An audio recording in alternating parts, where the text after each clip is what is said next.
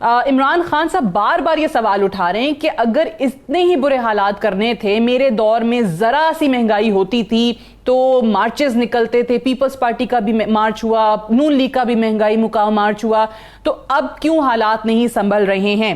آپ کو لگتا ہے کہ یہ پاکستان تحریک انصاف یہ ملک گیر احتجاج، اور آج انہوں نے کہا کہ 10 جولائی سے پہلے یعنی عید سے پہلے بھی کسی وقت کال دے سکتا ہوں، کیا حکومت پر دباؤ بڑھا پائیں گے اور کچھ حاصل کر پائیں گے؟ دیکھیں میرے خیال میں تو یہ سعدیہ اپنے خلاف احتجاج کر رہے ہیں، کیونکہ یہ مہنگائی کا تحفہ انہوں نے ہی دیا ہے پاکستان کو. اور اگر دیکھیں تو ہم نے تو آئی ایم ایف کی وہ شرائط پر عمل کیا ہے جو محترم عمران خان صاحب اور ترین صاحب نے آئی ایم ایف کے ساتھ دستخط کیے، ان کے وزیر خزانہ نے. اور یہ ایسے معاہدے ہوتے ہیں جو حکومتیں بدلنے سے ریاست کی ذمہ داری ختم نہیں ہو جاتی ہے، وہ دوسری حکومت پر لامحالہ ٹرانسفر ہو جاتی ہے. ہمارے پاس 2 چوائسز تھیں. ایک چوائس یہ تھی کہ ہم ڈیفالٹر بننے چلے جاتے اور ہم خدا نہ خواستہ جو ہے شری لنکا والا پاکستان کا حال ہو جاتا اگر ڈیفالٹ میں چلے جاتے. اور دوسری ہمارے تھی کہ ہم اپنی سیاسی ساکھ کو بچائیں یا ریاست کو بچائیں. تو ہم نے اپنی سیاسی ساکھ کی پرواہ نہیں کی ہے، ریاست کو بچانا اولین جو ہے ہمارے لیے ترجیح تھی، اور عوام کو اس اذیت اور کرب سے ہم جو ہے نکالنے کے لیے یہ اقدامات کیے. بالکل آپ ٹھیک کہہ رہی ہیں، اس سے مہنگائی ہوئی. سبسڈی وڈرا کرنا انہوں کیا تھا، انہوں نے تو بوبی ٹریپ جو ہے بوبی ٹریپ آخری دنوں میں لے ڈاؤن کر لیا جب انہیں پتہ چلا ہم جا رہے ہیں. تیل کی قیمت کو کم کیا، اور وہ اس کے برعکس تھی جو یہ وہاں دستخط کر کے آئے تھے. ہمیں یہ سبسڈی واپس لینا جو ہے پہلے 30 روپے ہم نے کیا، پھر بھی نہیں اس پر انہوں نے اتفاق کیا، ہم نے پھر 30 روپے اور کیا، اور اب سبسڈی دیکھیے یوکرین کی وار سے آپ کا جو پوائنٹ آف ویو ہے، آپ یہ جو بات کر رہے ہیں کہ انہوں نے دستخط کیے، انہوں نے وہ معاہدہ کیا. مجھے اچھے طریقے سے یاد ہے بلاول صاحب بھی اپوزیشن میں جب تھے تو وہ یہی بات کرتے تھے کہ انہوں نے بہت برا معاہدہ کیا ہے، انہیں نہیں کرنا چاہیے تھا، جو بھی ٹرمز انہوں نے مانی ہیں وہ غلط تھی، مان لیا. لیکن اب آپ کی حکومت ہے اور اس وقت آپ کہتے تھے یہ بہت اچھے طریقے سے نیگوشیٹ ہونا چاہیے تھا، تو کیا ری نیگوشیٹ نہیں کیا جا سکتا تھا اس پورے معاملے کو بہت بہتر انداز میں؟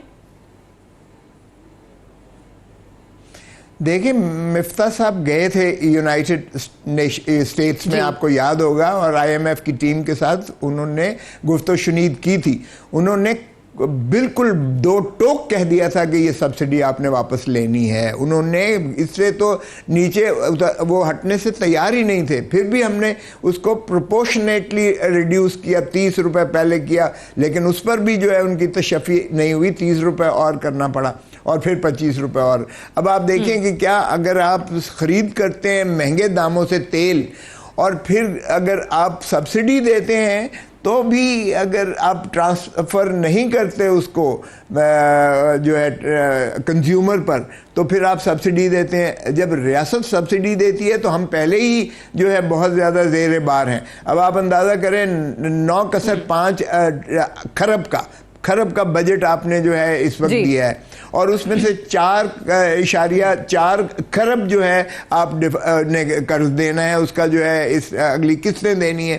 تو آپ مجھے بتائیے گا آپ نے 25 کھرب روپیہ، 25 کھرب جو ہے آپ کا سرکولر ڈیٹ ہے، 25 کھرب سرکولر ڈیٹ ہے.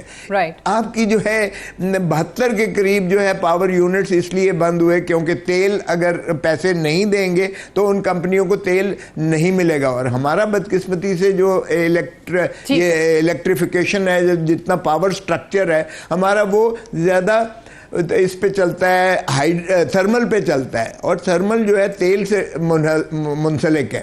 اور ہم کیا کریں کہ اب اگر تیل ہم نے باہر سے ہی منگوانا ہے اور تیل مہنگے داموں پر آئے گا تو ظاہر ہے کہ آپ کو سبسڈی کاٹنا پڑے گی. عثمان ڈار صاحب، کھوسا صاحب کی آپ نے بات سنی ہے، وہ کہتے ہیں کہ دراصل آج کا جو پروٹیسٹ ہے پاکستان تحریک انصاف کا مہنگائی کے خلاف، وہ اپنی ہی حکومت کے خلاف پروٹیسٹ ہے.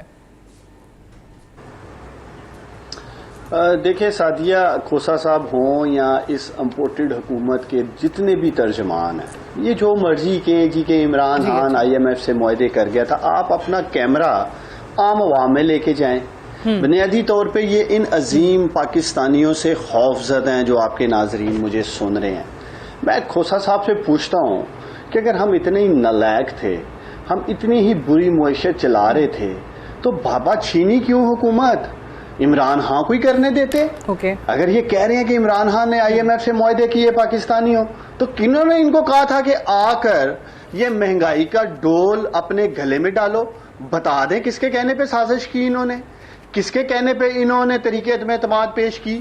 اخلاقی جرت کا مظاہرہ کریں, پھر اس شخص کا نام لیں جی کہ یہ شخص تھا جو ہمیں جوڑ رہا تھا اور کہہ رہا تھا کہ عمران خان کی حکومت گراؤ.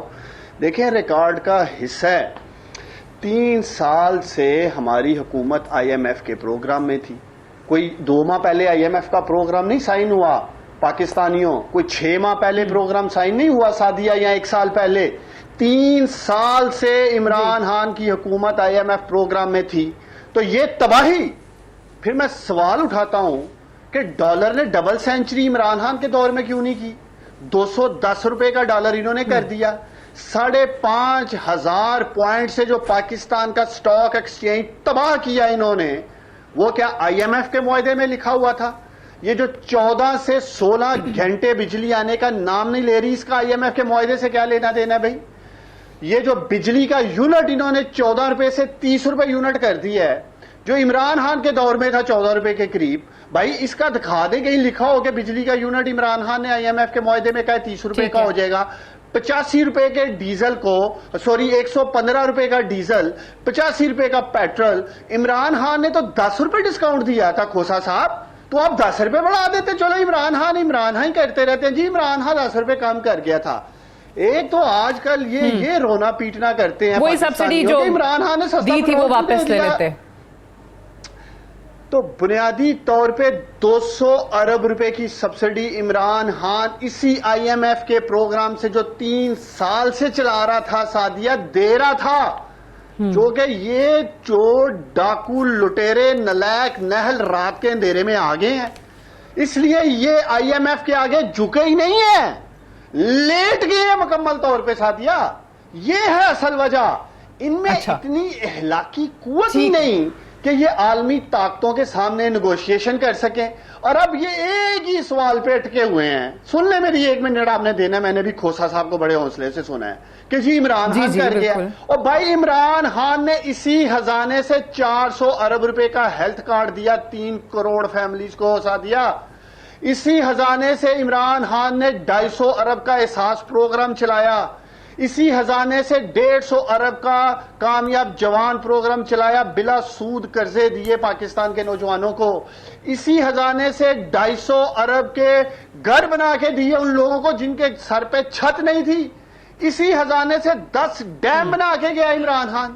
بار بار کہتے ہیں عمران خان تباہی کر گیا.